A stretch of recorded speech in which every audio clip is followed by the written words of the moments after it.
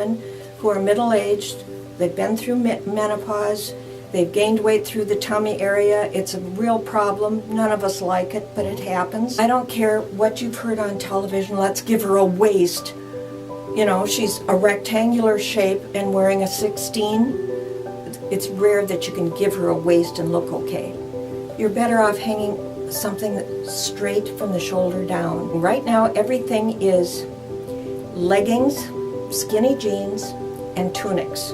Well, some of us, because of our vertical measurements, tunics are disastrous. Yeah. They're too long. It makes you look like you're all body and stumpy legs, unless you can wear high heels, and many of my clients cannot wear heels any longer. The length of your jacket, the length of your shirt or your sweater is crucial. For me, if I go longer than crotch length, it's not good. Most women want to cover everything up, so they think a tunic's going to do that. It's often a matter of, here we are, shoulders here, and then we've got a butt out here, and then we've got a tunic flounced over the top.